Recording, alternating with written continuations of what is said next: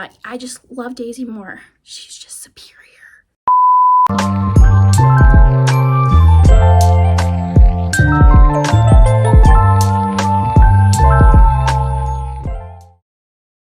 Hey guys, what's up? It's Ashley. Welcome back to my channel, and I am really excited to film today's video because I am here to talk about all of my favorite reads from 2023. I read 217 books in 2023, and so out of all of those reads, I chose 12 that just really stuck with me, altered my brain chemistry, became my Roman empires, you name it. Out of those 12, 3 of them technically are kind of grouped together as duets, whatever. So anyways, I am here to talk about my favorite reads of 2023. All right, my first favorite read of the year I read in April, and it was Manacled by sinlenyu. I feel like this is going to be on a lot of people's list for their favorite books of 2023, but this was the year that Hermione fanfic and just fanfic in general, I feel like really took off. I feel like I got a lot of recommendations, and I found and discovered a lot of new reads this year with fanfics, and I feel like in the years prior I really didn't know a whole lot about them, but this was absolutely amazing. It's been out for years. It's really thick. I think this might be the longest book that I read this year. Maybe not, I'm not sure, but this is going to be a post-Hogwarts battle world, but it is if Voldemort and the Death Eaters won. We have a Handmaid's Tale type of situation where Hermione is imprisoned and she is sent to the Malfoy Manor to service Malfoy and his wife. That's really all I'm going to talk about this book. I think this is one that you need to go in blind, but it's going to give you so many emotions. This book absolutely wrecked me. I read it over spring break, and it just absolutely consumed me to the point where I can't really watch Harry Potter anymore and view it the same. I attempted it last week. I watched The Sorcerer's Stone, and I'm just like, I don't know if I can watch the later movies now, because this just makes me feel different things. But anyway, I absolutely loved this book, and if you are trying to get more into fanfic for 2024, I highly suggest starting with this one. And then next, I actually listened to the audiobook, and this was my top audiobook of the year, and that was Yours Truly by Abby Jimenez. Last year, Part of Your World had made my top reads, so I'm really not surprised that this made my top reads this year. I do want to specify, though, really the part that made this book so special to me, and that was Jacob, our male MC.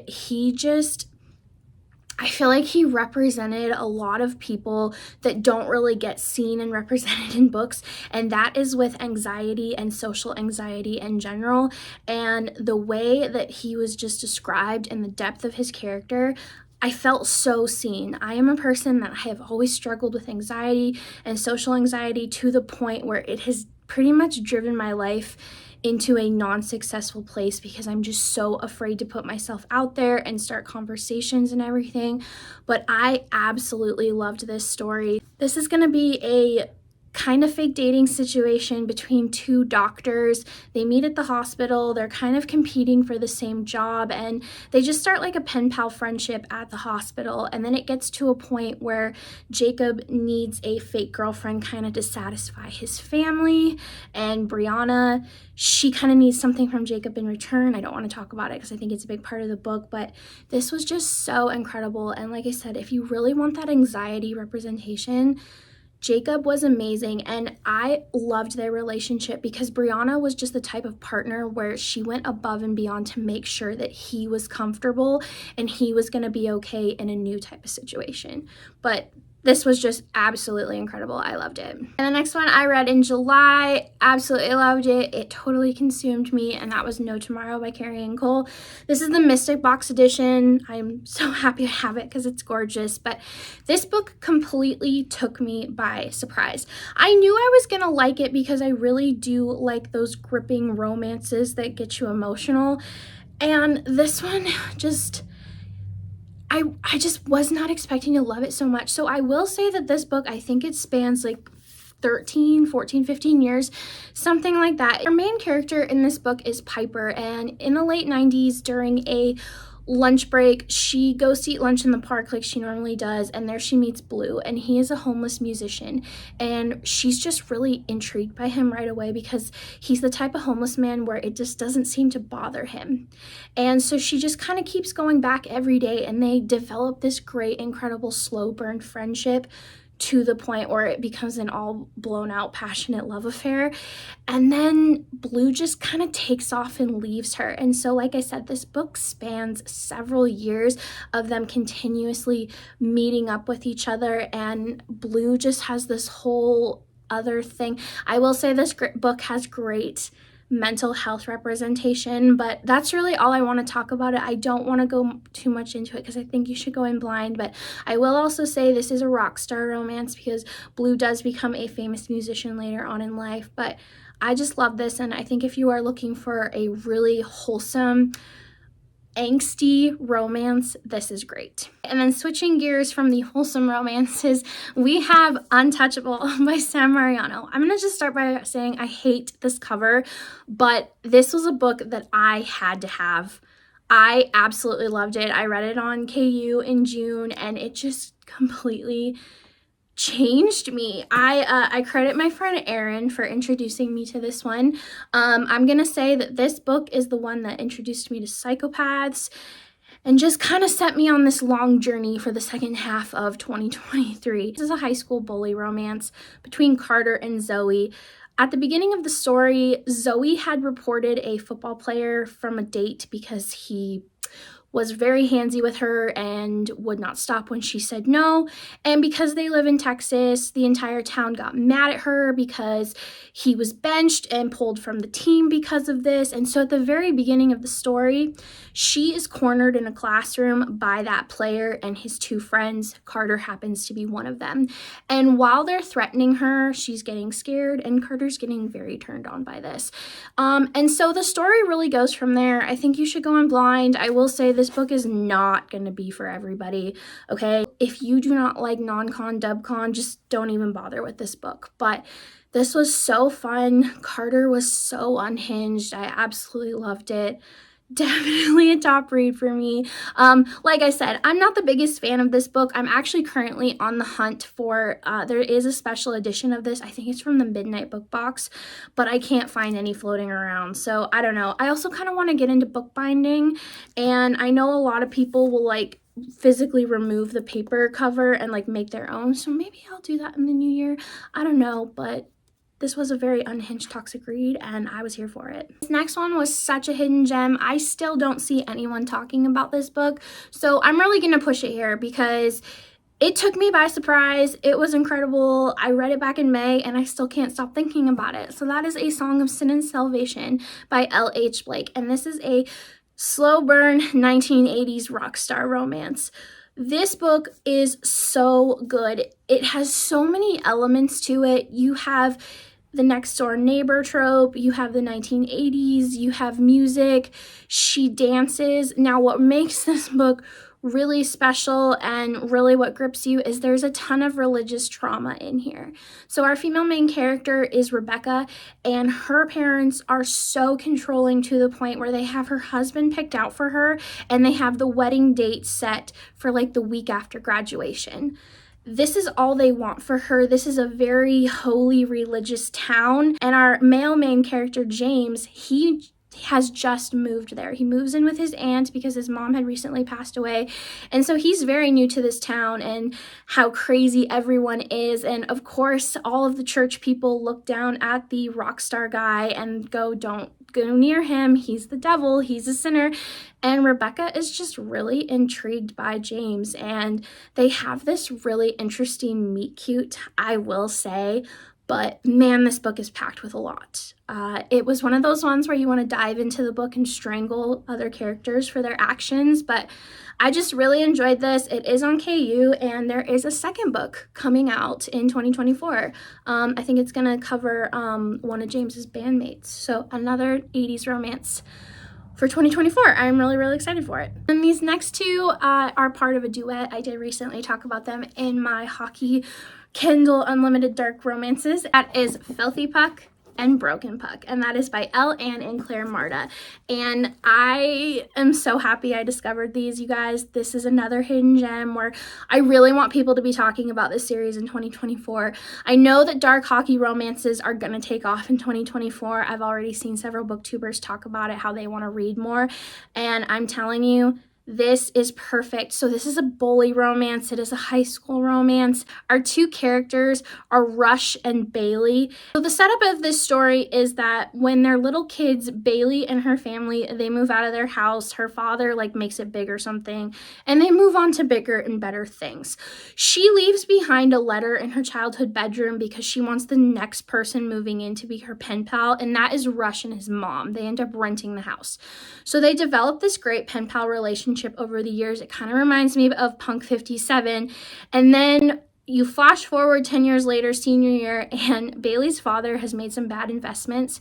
So they're going to lose everything and they need to move back into her old childhood home. Well, that means they have to evict Rush and his mom. And that causes a whole string of events with Rush and his mom where they are just down in the dirt, not doing well. And when Rush finds out that it's Bailey and her family, oh, yeah, he does not hold back. I think this is one of my favorite bully romances I've ever read because you actually see the journey from the friend to the bully, because when Bailey first gets to town, Rush doesn't know it's her. So they develop a friendship, they flirt, you can tell he's really interested in her. And then when he finds out that it's her and her family and the house she lives in, he just absolutely goes crazy. So I really, really enjoyed these reads. So the first book is Filthy Puck and the second book is Broken Puck. And I will say what makes this duet really interesting is that in the first book, you have Rush bullying Bailey, and the cliffhanger at the end of this book, it kind of causes Bailey to spiral, and in the second book, she ends up being the one to bully Rush. So it's a great hockey read. I really highly recommend it if you like hockey romances, and I highly recommend it if you love bully romances. And then I have Daisy Haites. I don't really have much to say about this one because everybody knows this series, they read it, but I will say that I do prefer Daisy to Magnolia. I have mentioned that a lot of times whenever I do read this series. Magnolia just reminds me of a lot of girls that I went to high school with that absolutely needed romantic validation from every guy that they were around. And I just like Daisy. She's just so chill and real, and I love that she hangs out at laundromats, okay? And I love Christian. I want to hold him and protect him, but I absolutely loved this book. I really did. It was just cozy and comfortable, and I had a really fun time tabbing and highlighting it. And I have not continued on yet because, like I said, Magnolia, I'm not the biggest fan of her, but I do need to read the next book because I want to read The Great Undoing. So you see the problems I have here as a reader? I know. I just need to get over it and read it because it's going to be a good book. I did like Magnolia Parks. I really did. But I just love Daisy more. She's just superior.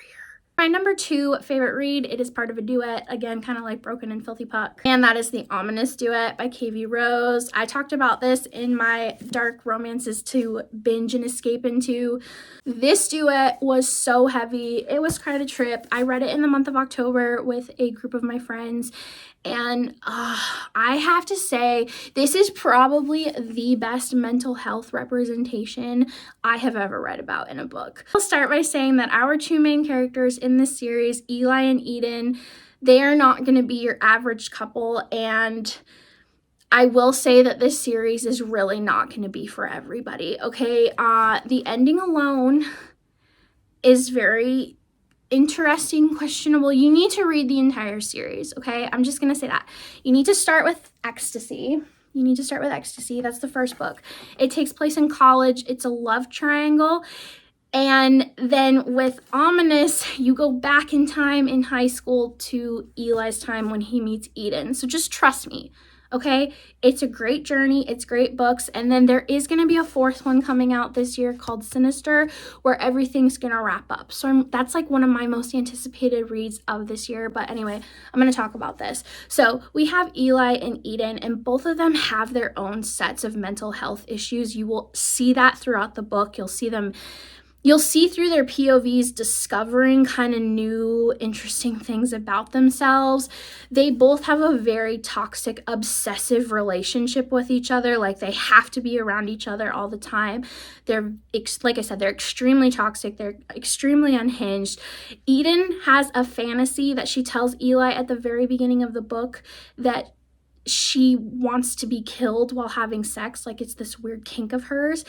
And Eli is he's a big water boy. Like, he loves being underwater. And Eden always makes these references that if he's gonna die, it's gonna be the water that kills him. And Eli always makes these references that if the water is gonna kill him, he wants it to be something huge, like the ocean. Like a pool is not gonna do it for him. There's just so much about this series, but it is so incredible, and I can't stop thinking about it, and I do want to do a reread soon, but it is a lot. And I know KV herself has said that writing Eli was a lot for her, and when you get to book 2 towards the end, there are scenes in here where you're gonna see why it could be a lot for the author to write. But I highly recommend this if you like really heavy dark romances, because this was just incredible. And I think it goes without saying that we all know what my number 1 reads were for 2023. That is Saving and Redeeming 6 by Chloe Walsh. Yeah, I knew these were gonna be my top reads before they were even introduced.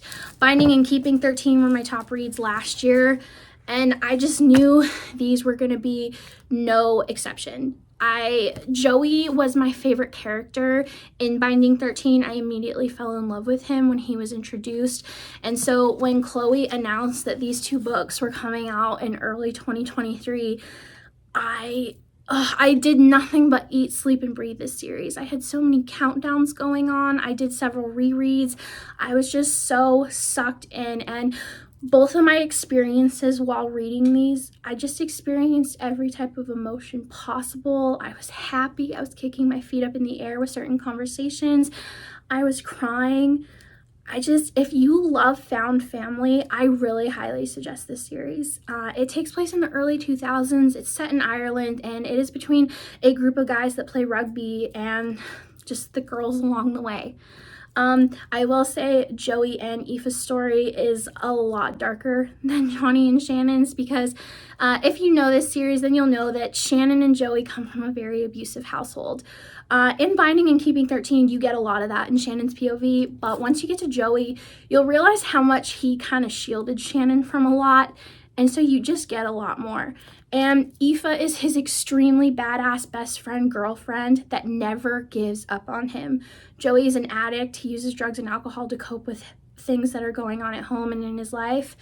And Aoife is that girlfriend that is just never, ever gonna walk away and give up on him. So I absolutely love this series. It is just so special to me. I can't stop smiling when I talk about it. Taming 7 is coming out on April 16th this year. I have my countdown going. Gibbsy and Claire are coming. I'm ready for Huey and Lizzie. I need it all, you guys. I absolutely love this series. It is so special to me. But yeah, these are absolutely 1000% my top reads of this year. Alrighty, so that is gonna do it for my top 12 reads of 2023. I hope everybody had a great reading year. I know that some of my friends that I talked to, and I know some booktubers, they had some slumpy reads this year, and I will say that the second half of my year was a lot worse than the first half. I feel like the first half, I just had so much going for me, and then the second half, I did hit a bit of a slump, but I did discover Ominous and the Filthy and Broken Puck duet in that second half, so good things did come. So I'm just hoping 2024 is going to be better all around. I know last year I said that I needed to put quality over quantity, and I didn't really do that, and so I really need to focus on that this year. I have not set a Goodreads goal yet, and I don't know if I will. I mean, I always go over my goal, but you know, maybe I just want to focus on just slowing down my reading. I will also say that I have not read a physical book in a really long time. I read one the other day, and it was the first physical book that I have read since September, and I just look at all the money behind me. Like, I need to get better at that. So goals for 2024, read more physicals, less speed reading, you know the drill. Anyways, as always, don't forget to hit like, comment, and subscribe, and I will see you guys next time. Bye.